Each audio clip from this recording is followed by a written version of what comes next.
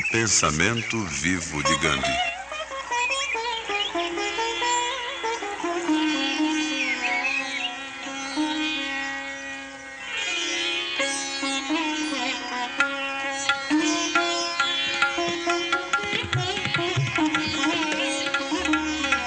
Mohandas Karamchand Gandhi nasceu a 2 de outubro de 1869 em Porbandar, na Índia Ocidental. Seu pai foi primeiro-ministro do príncipe Rana Vikramasinghe. Era um homem perspicaz, mas de modesto saber escolar. Primava pela honestidade moral e o desinteresse pelo dinheiro. Sua mãe era uma mulher simples, analfabeta como a maioria das mulheres indianas de sua geração. Fazia de sua vida cotidiana um permanente exercício de doação aos pobres e aos enfermos. Sobre sua mãe, Gandhi escreveu: a mais relevante marca que minha mãe me deixou na memória foi uma impressão de santidade. Era profundamente religiosa. Fazia os mais severos votos e observava-os firmemente. Nem a doença era motivo para mitigações. Na escola primária, o pequeno Mohandas teve suas primeiras experiências fora do círculo familiar. Devido à sua timidez, não guardou boas recordações deste período. Terminado o primário, Mohandas ingressou no ginásio, onde tornou-se um ótimo aluno. Seguindo o costume da Índia de então, Mohandas casou-se cedo. Ele e a esposa tinham apenas 13 anos. Kasturbai foi durante toda a vida matrimonial uma mulher que com o marido dividiu alegrias e dores. Deste casamento nasceram 4 filhos.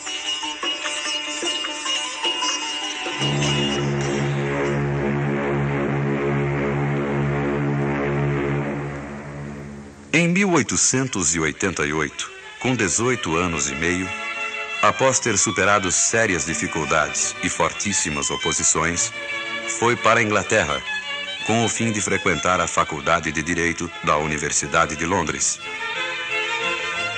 Nos primeiros tempos de sua permanência na Inglaterra, sentiu-se perdido e dominado pela saudade. Sua timidez dificultava as tentativas de aproximação. No entanto, depois de vencidas as primeiras dificuldades, saiu-se muito bem o jovem estudante.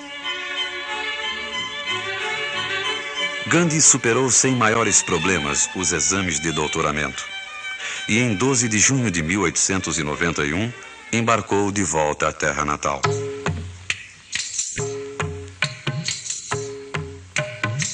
Em maio de 1893, uma companhia comercial ofereceu a Gandhi uma difícil causa civil na África do Sul.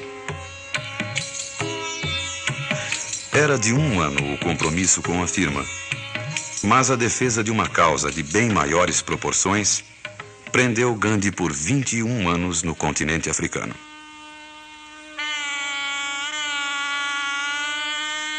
As condições em que viviam os 150 mil indianos na África do Sul deixaram profundas marcas em Gandhi. Embora decidido a não responder ao mal com o mal, Gandhi obstinou-se em dedicar sua vida à defesa de seus compatriotas. Em pouco tempo tornou-se um líder. Criou uma associação de cultura indiana e fundou o jornal Indian Opinion, os quais, espalhando seu pensamento, divulgavam notícias e orientavam a conduta dos indianos.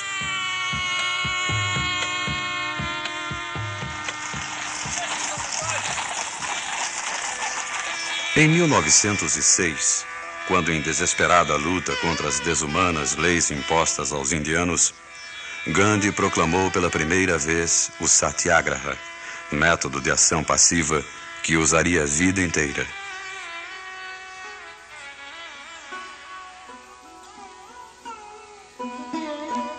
O Satyagraha, entendido habitualmente como resistência passiva, significa literalmente, como explica o próprio Gandhi, insistência pela verdade. Tal insistência dá a quem a ela se dedica incomparável força. A aplicação desta força nunca é física. Ela não deixa espaço para a violência e se expressa em termos universais como a força do ahimsa, do amor. O amor não queima os outros, queima a si mesmo. Por isso pode sofrer com alegria até a morte aquele que pratica a resistência civil. A fidelidade aos seus princípios levou-o muitas vezes a pagar por outras pessoas, suportando violências de todo gênero, prisões e ameaças de morte.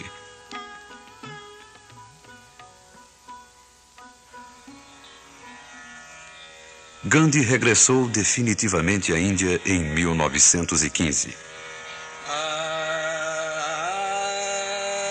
Era de total flagelo e opressão a situação em seu país.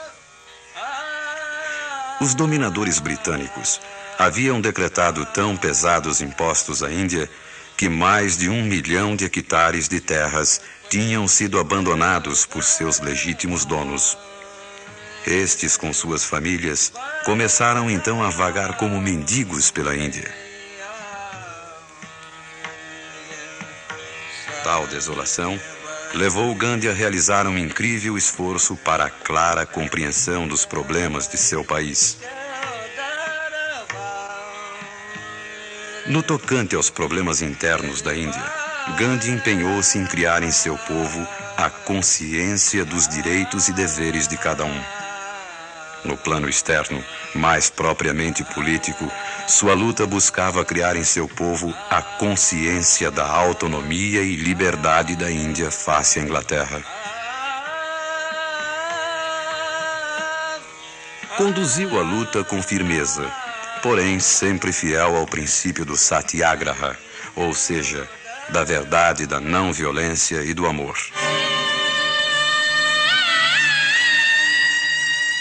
Em 1930, resolveu o governo britânico decretar o monopólio do sal. Com esta atitude, praticamente privou a população de seu uso. Gandhi escreveu ao vice-rei na Índia, solicitando a revogação do monopólio. Não sendo atendido, decidiu que marcharia até o mar e iniciaria o trabalho de extração do sal, que seria oferecido gratuitamente ao povo. Poucos dias haviam se passado e mais de 60 mil pessoas já extraíam do mar o sal, livre de impostos. O governo, face à situação, agiu violentamente, prendendo milhares de indianos.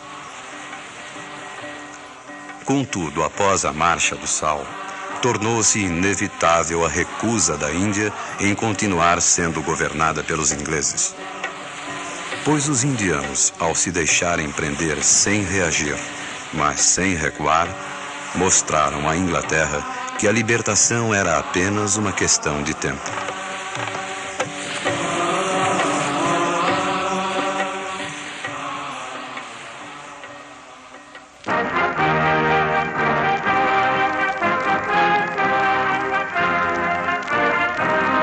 Em 1945, iniciou-se a última rodada de negociações com os ingleses, culminando com a proclamação da independência da Índia em 15 de agosto de 1947.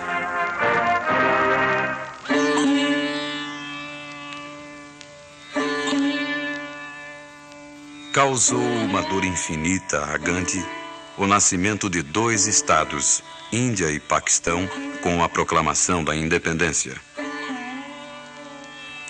Sempre lutara pela unidade da nação e pela pacífica convivência entre hindus e muçulmanos. Em 13 de janeiro de 1948, com 78 anos de idade, Gandhi iniciou seu último jejum. Pretendia com tal ato contribuir para pôr fim ao derramamento de sangue entre hindus e muçulmanos. Seu ato teve pleno êxito, porém um crescente ódio contra sua obra de paz já se aninhara no coração de seus compatriotas.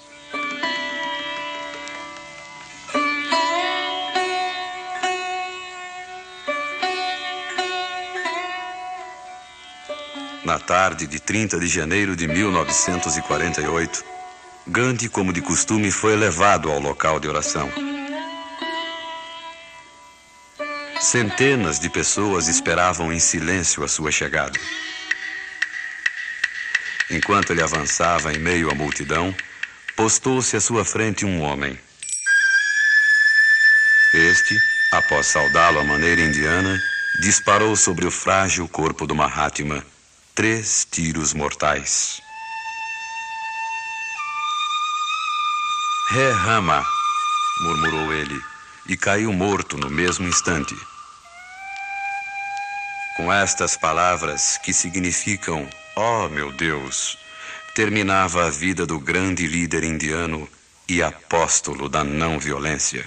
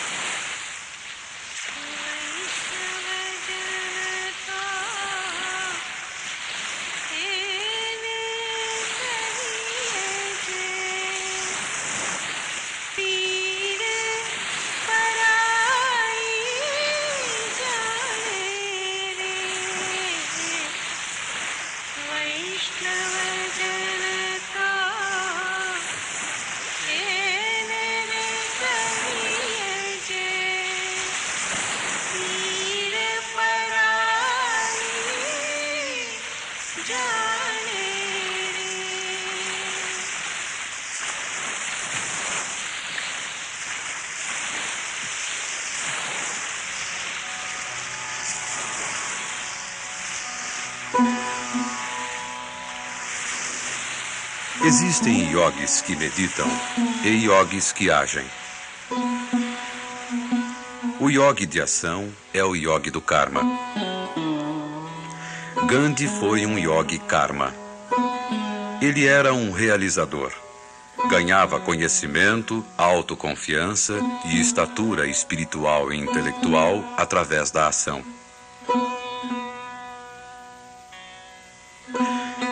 Gandhi escreveu muito. O governo indiano organizou e imprimiu toda a sua produção literária num total de 94 volumes. Muitos destes textos foram traduzidos para quase todas as línguas cultas. Entre seus escritos, os que mais causam impacto ao leitor são os seus pensamentos. Muitos homens de vários países selecionaram e traduziram o melhor destes textos. Nestes pensamentos ou reflexões vivenciados, Gandhi se revela um verdadeiro líder espiritual e político. Um Mahatma de seu povo, um condutor e transformador de homens. Assim dizia o Mahatma.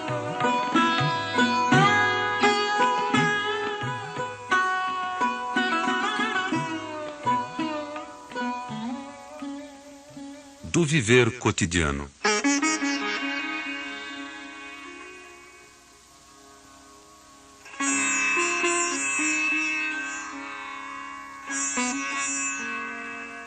Creio poder afirmar, sem arrogância e com a devida humildade, que a minha mensagem e os meus métodos são válidos, em sua essência, para todo o mundo.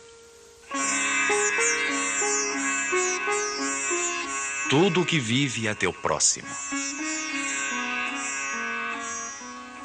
O que pensais, passais a ser.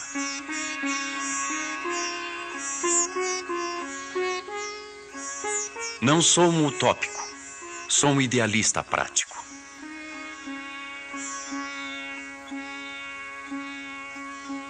Estou satisfeito em realizar as coisas que tenho na minha frente. Não me preocupo com o porquê e o para quê das coisas.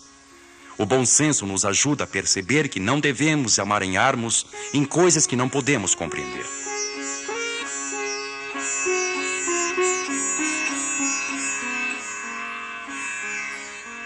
A minha vida é um todo indivisível, E todos os meus atos convergem uns nos outros, e todos eles nascem do insaciável amor que tenho para com toda a humanidade.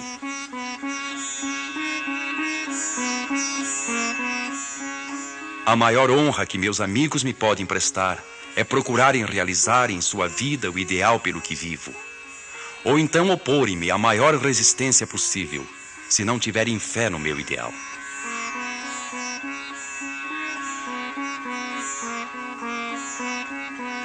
As enfermidades são os resultados não só dos nossos atos, como também dos nossos pensamentos.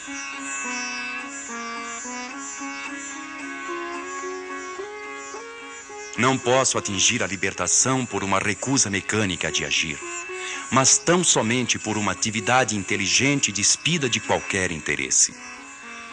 Essa luta equivale a uma incessante crucificação da carne, até que o espírito seja plenamente liberto.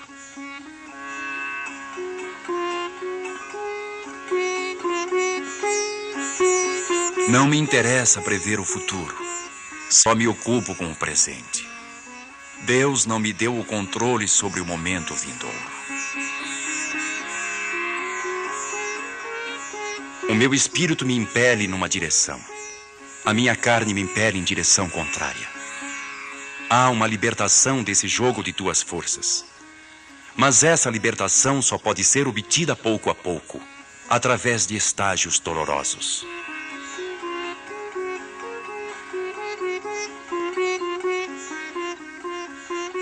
Sinto e reconheço plenamente a minha fraqueza, mas a minha fé em Deus e em sua força e seu amor é inabalável. Eu sou como um pouco de argila nas mãos do oleiro. Divergência de opiniões não deve jamais ser motivo para hostilidade. Se assim fosse, eu e minha mulher seríamos inimigos declarados. A vida humana é uma série de responsabilidades, e nem sempre é fácil fazer na prática o que na teoria se enxerga como sendo verdade. Do trabalho, propriedade e pobreza.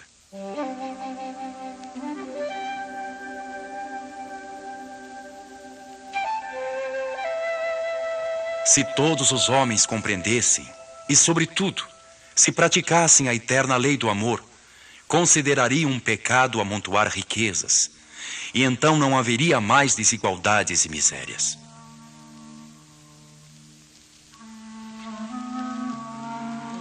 Hoje o rico vive tão descontente quanto o pobre. O pobre gostaria de ser milionário e o rico de ser multimilionário. Cada um, saiba ou não saiba, é um ladrão. É possível acabar com a exploração dos pobres, mas não eliminando alguns milionários, e sim eliminando a ignorância dos pobres e ensinando-lhes a não colaborar com os exploradores.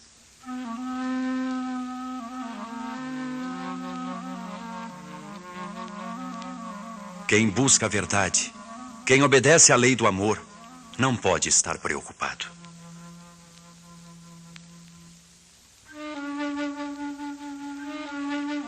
A riqueza acarreta sempre preocupação pelo amanhã.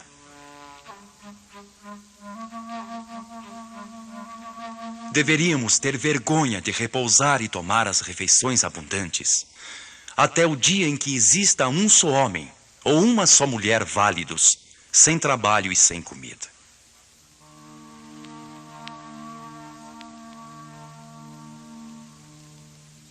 O mundo pode rir pelo fato de eu me despir de toda a propriedade.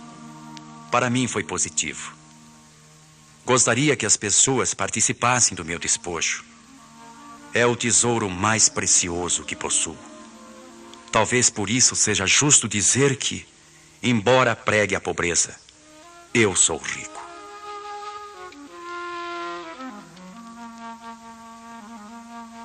O capital em si não é um mal. É um mau uso errado que dele se faz. O capital, numa forma ou noutra, será sempre necessário.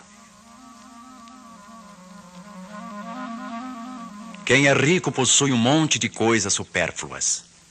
Se cada um tivesse só aquilo de que precisa, a ninguém faltaria nada e todos se contentariam. Todo aquele que possui coisas de que não precisa é um ladrão.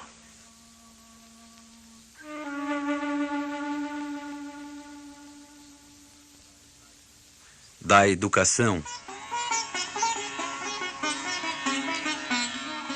Não quero que minha casa seja cercada por muros de todos os lados e que as minhas janelas estejam tapadas.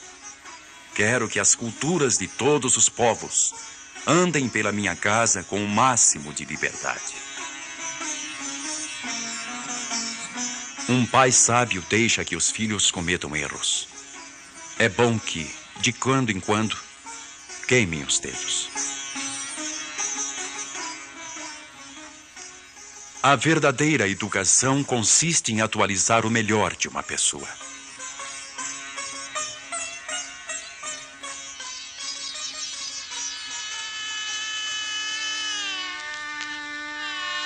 Da autodisciplina.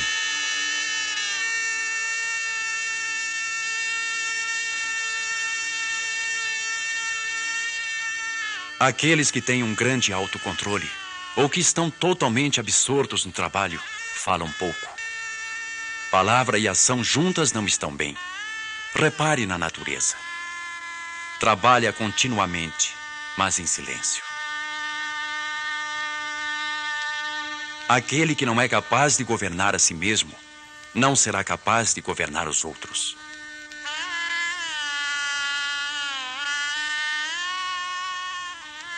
Quem sabe concentrar-se numa coisa e insistir nela como um único objetivo, obtém, ao cabo, a capacidade de fazer qualquer coisa.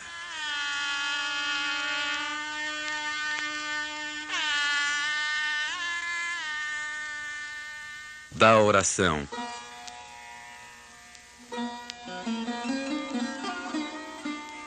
Creio que uma prece silenciosa é, muitas vezes, mais poderosa do que um ato consciente. E por isto, quando me sinto sem ajuda, oro sem cessar, na certeza de que uma prece nascida de um coração puro não deixará nunca de ser atendida.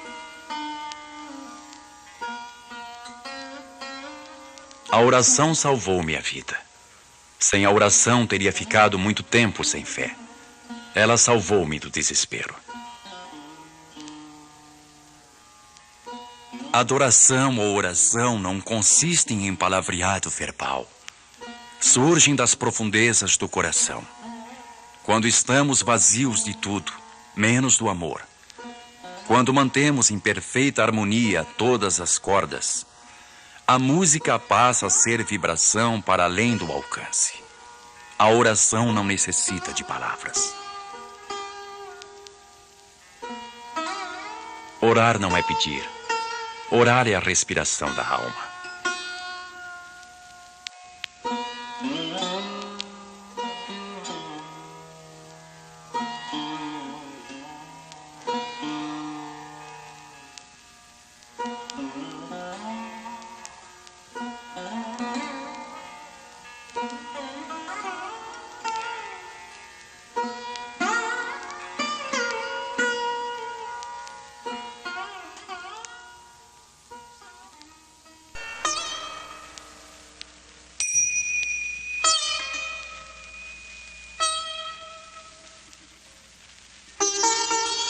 Da verdade.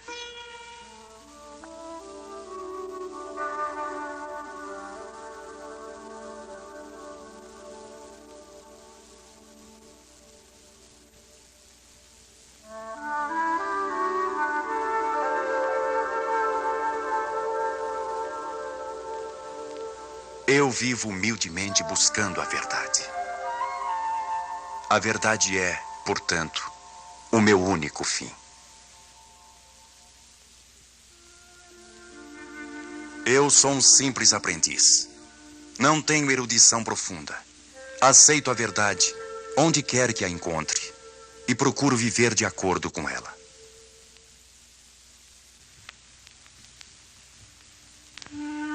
Onde há conhecimento verdadeiro, há sempre alegria. Como a verdade é eterna, assim a alegria que dela deriva é eterna.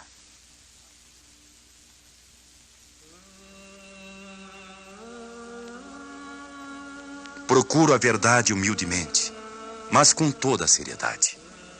E no caminho dessa busca, confio totalmente nos meus companheiros de jornada, de maneira que eu possa conhecer os meus erros e corrigi-los.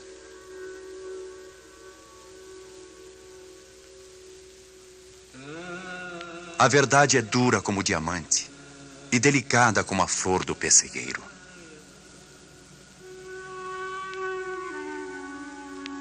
O silêncio é um grande auxílio para quem, como eu, está em busca da verdade. Sou de parecer que todos nós podemos ser arautos de Deus, quando deixamos de ter medo dos homens e buscamos a verdade em Deus, depois de perdermos todo o medo dos homens.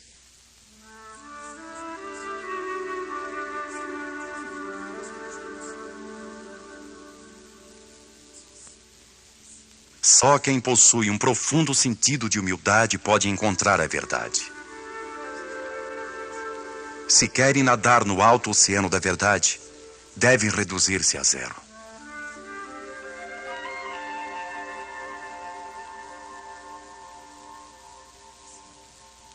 Toda a verdade abstrata é sem valor, se não estiver encarnada em homens que a representam e provam estar prontos a morrer por ela.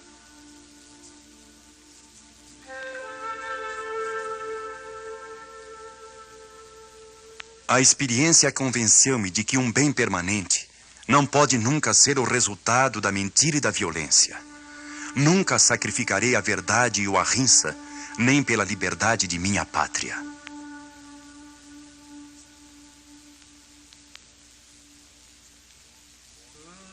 O homem não tem de obedecer a ninguém, a não ser ao seu próprio eu.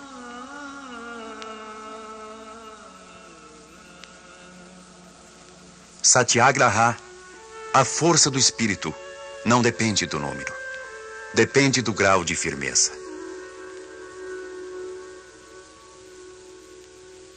O culto obstinado da verdade ensinou-me, em toda a minha vida, a estimar a beleza do compromisso. Muitas vezes, isso pôs em perigo a minha vida e decepcionou meus amigos.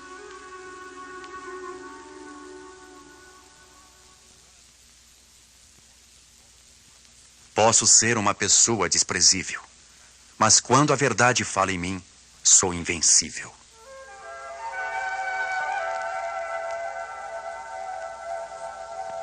A verdade é a primeira coisa que deve ser procurada, e a beleza e bondade nos serão acrescentadas.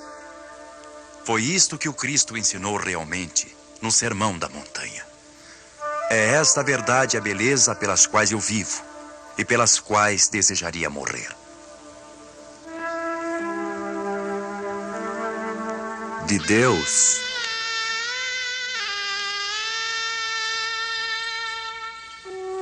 eu não vi Deus, nem o conheço. Fiz da fé que o mundo tem em Deus a minha fé. E sendo a minha fé inextinguível, faço da minha fé a minha experiência pessoal.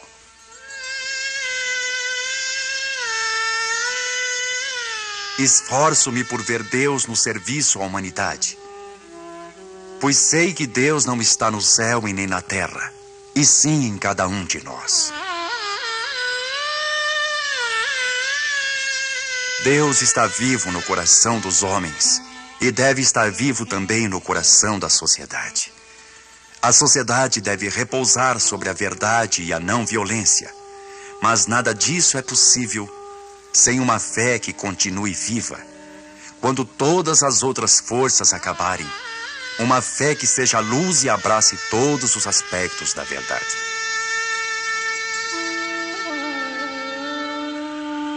Anseio por ver Deus face a face. O Deus que eu conheço se chama verdade. Para mim, o único caminho certo para conhecer Deus é a não violência, o amor. Há um poder misterioso e indefinível que tudo permeia. Eu o sinto, ainda que não o veja. Sentimos a presença desse poder invisível. E, no entanto, ele desafia a nossa demonstração, porque é tão diferente de tudo que percebemos com os sentidos. Ultrapassa os sentidos, mas é possível, até certo ponto, raciocinar sobre a existência de Deus.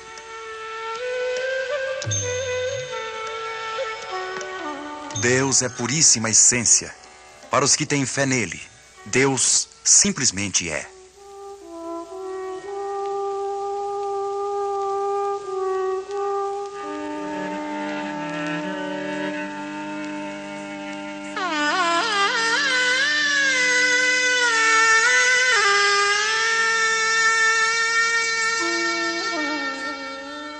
Do sacrifício. O dever do sacrifício não nos obriga a abandonar o mundo e a retirar-nos para uma floresta, e sim a estar sempre prontos a sacrificar-nos pelos outros.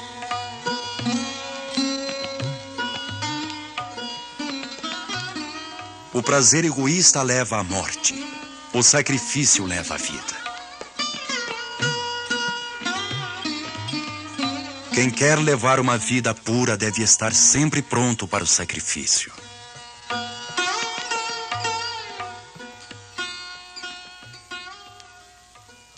Do jejum.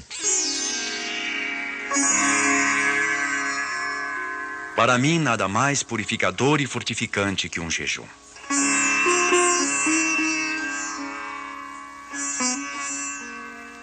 O jejum é para a alma o que os olhos são para o corpo.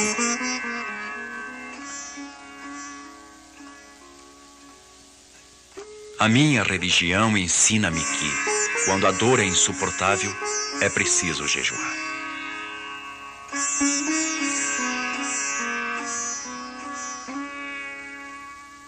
Do Cristo. Cristo é a maior fonte de força espiritual que o homem até hoje conheceu.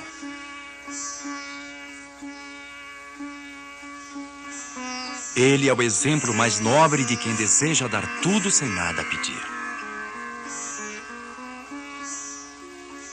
Cristo não pertence só ao cristianismo, pertence ao mundo inteiro. Da religião.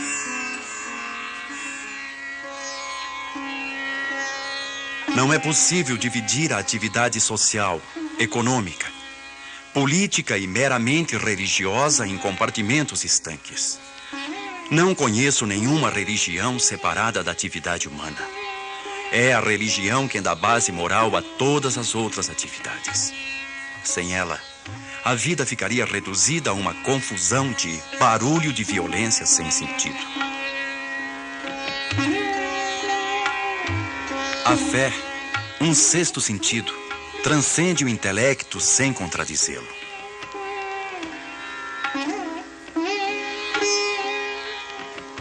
Não falem do Deus da história. Mostrem como vive hoje em nós. Não acredito nos que falam aos outros da própria fé, com a finalidade principal de convertê-los. A fé não aceita ser exposta. Deve ser vivida. Então difunde-se por si mesma.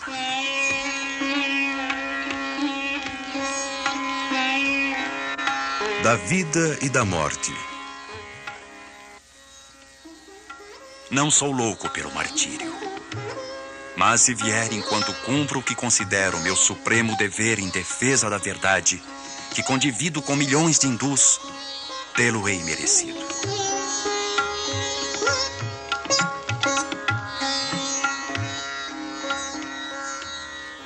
À medida que o homem avança e que o mundo obedece à morte, o homem é obrigado a viver em tensão mais alta, em um ritmo terrivelmente intenso.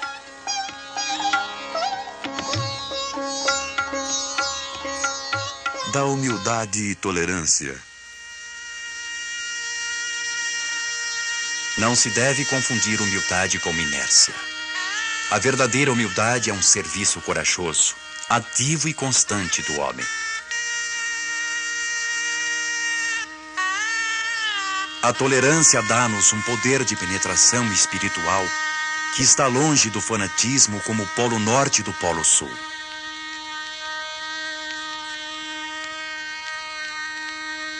Uma civilização é julgada pelo tratamento que dispensa às minorias.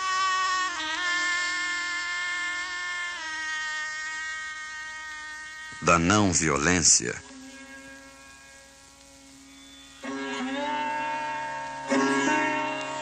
para tornar-se verdadeira força, a não violência deve nascer do espírito.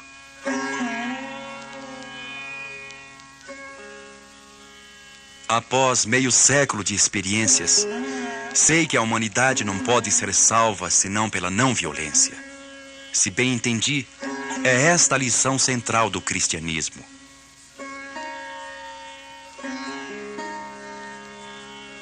Sei que aventurando-me na não violência, me exponho àquilo que justamente pode ser definido como risco louco.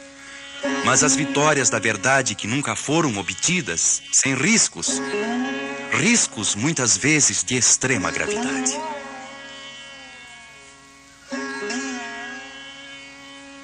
Da mentira e da violência nunca pode resultar um bem permanente.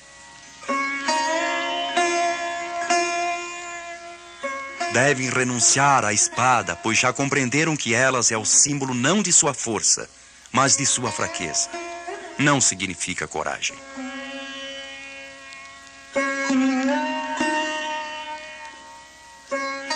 Não violência não quer dizer renúncia a toda forma de luta contra o mal.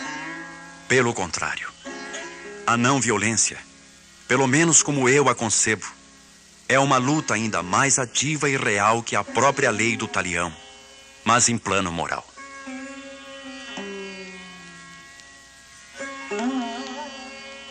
A não violência, em sua concepção dinâmica, significa sofrimento consciente. Não quer absolutamente dizer submissão humilde à vontade do malfeitor, mas um empenho, com todo o ânimo, contra o tirano. Assim, um só indivíduo, tendo como base esta nossa lei, pode desafiar os poderes de um império injusto para salvar a própria honra, a própria religião, a própria alma e adiantar as premissas para a queda e a regeneração daquele mesmo império. Este método pode parecer demorado, muito demorado, mas eu estou convencido de que é o mais rápido.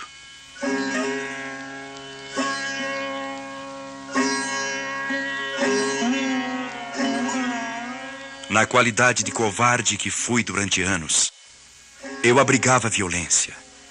Só comecei a apreciar a não violência quando comecei a despojar-me da covardia.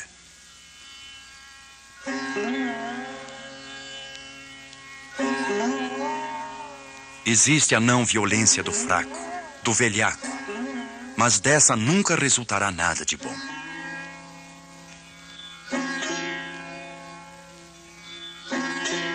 A força de matar não é essencial para a autodefesa. Devemos ter força de morrer. Quando alguém está plenamente disposto a morrer, nem sequer lhe vem o desejo de praticar violência.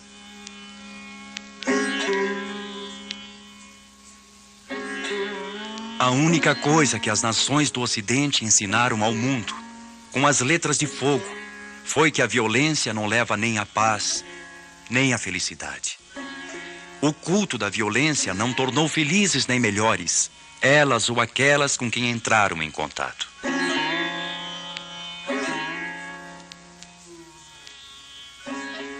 A não violência é a mais alta qualidade da oração. A riqueza não pode consegui-la. A cólera foge dela. O orgulho devora. A gula e a luxúria ofuscam-na. A mentira esvazia. Toda a pressa não justificada a compromete.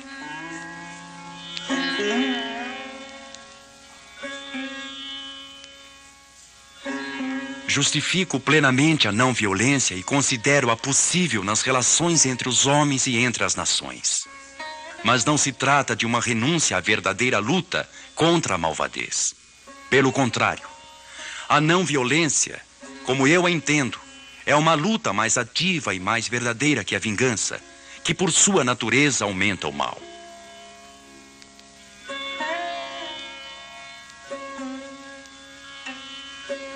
Não passo de um humilde pioneiro da ciência da não-violência, mas as suas ocultas profundezas me arrepiam às vezes, como arrepiam meus companheiros de trabalho.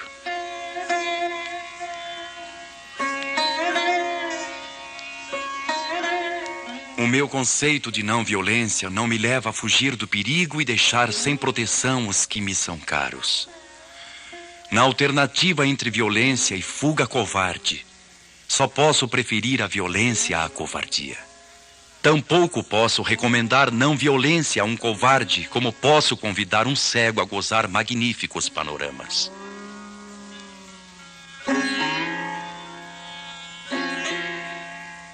Possuo a não violência do corajoso, só a morte dirá.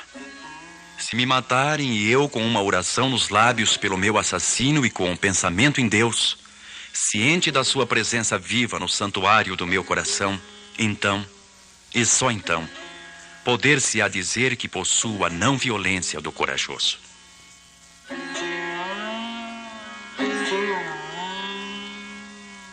A vida tem sentido quando estabelecemos o reino de Deus na terra, ou seja, quando tentamos substituir uma vida egoísta, nervosa, violenta e irracional por uma vida de amor, de fraternidade, de liberdade e de raciocínio.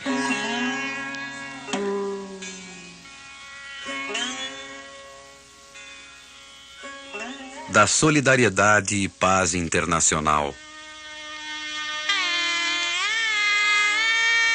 Acredito na essencial unidade do homem e, portanto, na unidade de todo o que vive.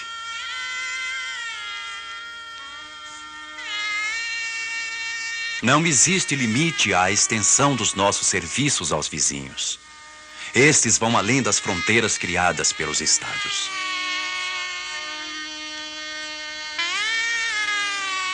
Meu objetivo é a amizade com todo mundo. E eu posso conciliar o máximo amor com a mais severa oposição à injustiça.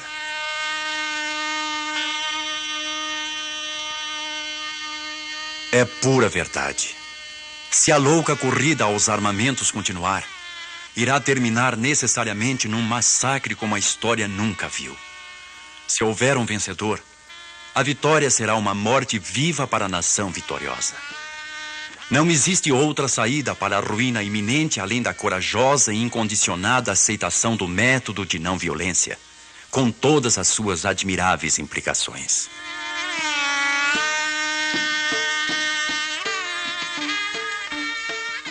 Se não houvesse avareza, não haveria razão para armamentos. O princípio da não violência exige a completa abstenção de toda forma de exploração. Da arte. A arte é uma manifestação da alma.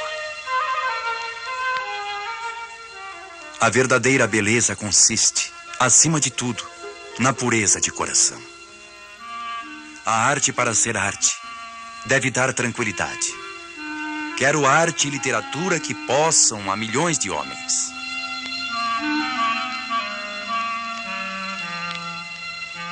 Do amor. O amor é a força mais abstrata e também a mais potente que há no mundo. O amor e a verdade estão tão unidos entre si que é praticamente impossível separá-los. O amor à verdade supõe a vontade de querer entender sempre o ponto de vista do adversário. É o sofrimento, e só o sofrimento, que abre no homem a compreensão interior.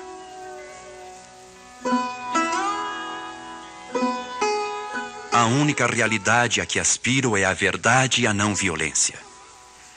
Não pretendo absolutamente, e não aspiro de forma alguma, a uma personalidade super-humana. A minha carne é corruptível como a dos fracos, e corro o risco incessante de me enganar. mas reconheço os meus erros.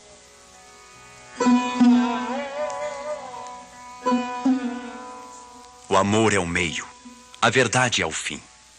Se usarmos o meio, cedo ou tarde chegaremos ao fim, à verdade, a Deus.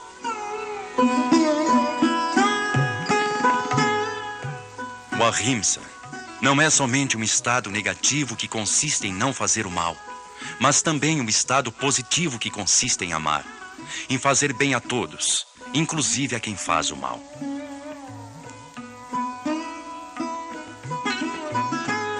O teu inimigo se renderá não quando sua força se esgotar, mas quando teu coração se negar ao combate. Um coração que ora é instrumento indispensável, e o coração aprende a orar quando servimos os outros. Os homens são uma mistura de bom e de mal, mas em que o bom prevalece.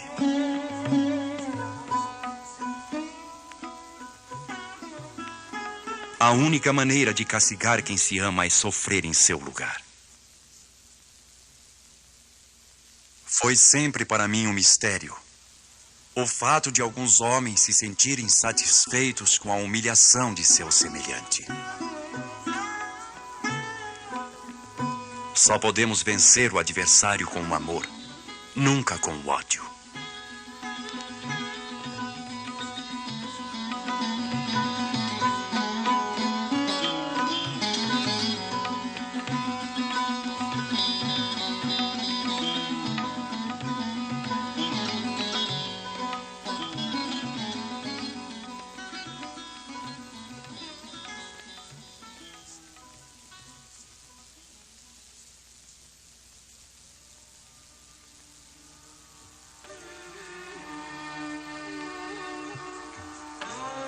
Que podemos dizer a seu respeito, senão que temos uma sensação de insignificância? Não somos dignos de fazer seu elogio, nós que não soubemos acompanhá-lo como devíamos. Ser-lhe-ia quase uma injúria se fôssemos lançar-lhe palavras à guisa de flores, quando ele nos pedia em maior proporção esforços e sacrifícios. Quando se passarem depois de nós muitos séculos, a história há de julgar esse período que atravessamos. Julgará seus sucessos e fracassos. Nós estamos muito próximos para ser juízes e para compreender o que aconteceu e o que não aconteceu. Ele foi, talvez, o maior símbolo que já teve a Índia do futuro. Grande como possa ter sido em vida esse homem de Deus, ele o foi também pela sua morte. E não vacilou um instante em dizer que com ela serviu a uma grande causa, como o havia feito com a vida. Ele era, no verdadeiro sentido, o pai da nação. E um desvairado o assassinou. Centenas de milhões se lamentam porque a luz se apagou. A luz que brilhou nesse país era uma luz invulgar. Durante milênios, essa luz será visível em nossa terra e o mundo haverá fugir. Jawaharlal Nehru, primeiro-ministro da Índia.